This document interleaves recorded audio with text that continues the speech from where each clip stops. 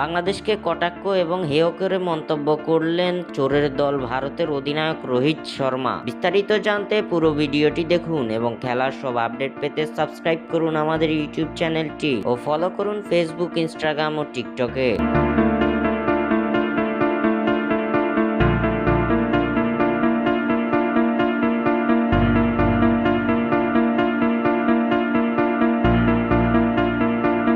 আগামী 19 সেপ্টেম্বর থেকে চেন্নাইয়ে শুরু হবে ভারত বাংলাদেশের 2 ম্যাচের টেস্ট সিরিজ। চেন্নাইয়ের তীব্র গরমের মধ্যে আসন্ন সিরিজটিও উত্তাপ ছড়াচ্ছে। সদ্য পাকিস্তানকে হোয়াইট ওয়াশ করে আসা বাংলাদেশকে সমীহ করছেন ভারতের সাবেকদের কেউ কেউ।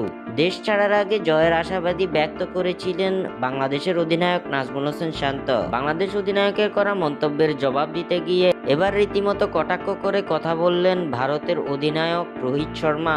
পাকিস্তানের মাটিতে তাদের হারিয়ে আত্মবিশ্বাসী বাংলাদেশ।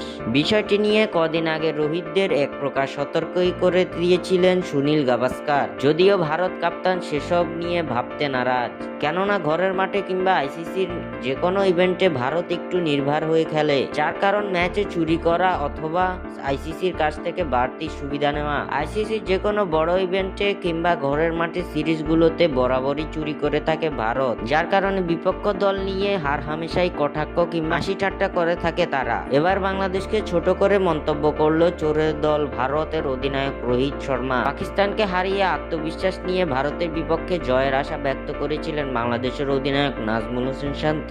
শান্তর করা সেই মন্তব্যের জবাব দিতে গিয়ে সংবাদ সম্মেলনে রোহিত শর্মা বলেন, সব দল চায় ভারতকে হারাতে, আমাদের হারিয়ে আনন্দ পেতে চায়। বাংলাদেশকে মজা নিতে দিন। অনেক ধরনের দলের বিপক্ষে খেলেছি, আমরা শুধু নিজেদের খেলা নিয়েই ভাববো। ইংল্যান্ড এখানে খেলতে এসে সাংবাদিক সম্মেলনে অনেক কথা বলেছিল, সেই সময়েও আমরা আমাদের কাজটা করেছি। কোন দলের বিপক্ষে খেলছি সেটা ভাবি না, আমরা ভালো ক্রিকেট খেলতে চাই। এভাবেই বাংলাদেশকে হেয় করে মন্তব্য করলেন ভারতের অধিনায়ক রোহিত শর্মা।